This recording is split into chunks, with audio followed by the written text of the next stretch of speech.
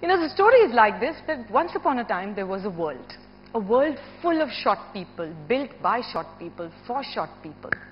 So one day the short people said, hey, this is not fair, we must call the tall people and invite them to be a part of our world. So they invited the tall people to come and be part of their world. So the tall people came, but they looked really unhappy. After a few months, the short people realized that the tall people were really unhappy. So they said, what happened? They asked the tall people, why aren't you happy? So they said, listen, it just doesn't work for us. I have to come in through the doorway, which is sort of meant for a short person, so I have to bend and come in. Then I have to sit in chairs hunched up, because those chairs are meant for short people. And I have to hunch up in those chairs and cramp. So it just doesn't feel nice. So the short people said, okay, we have a solution for you. We'll create one door in the backyard, where once a day you can stand tall as you come in through the door. Yeah, and we'll create some chairs for you which are large.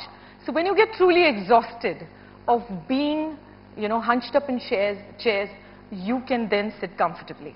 So they tried this and it didn't work. The tall people were still unhappy and the short people were unhappy because nobody likes in their world for others to be unhappy. So I said, what do we do? So the tall people said, listen, so the short people said, we have another idea. We'll put you in the storeroom. Your work will be entirely in the storeroom where your height will be an advantage and you'll be able to pick up things from the shelves. So the tall people were still miserable. They said, we're not happy. I mean, you can't put us in jobs always where we just have to keep things, we want to do different things. We don't want to be in the storeroom all our lives. And so forth.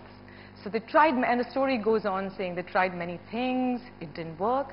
And finally, the tall people, short people realized that the only way everyone could be happy was if they together built a house where height was irrelevant to any decision taken in that house. Yeah? And then they all lived happily because it was a house they built together. The parallels are that the corporate world was designed by men for men 100, 500, 400 years ago.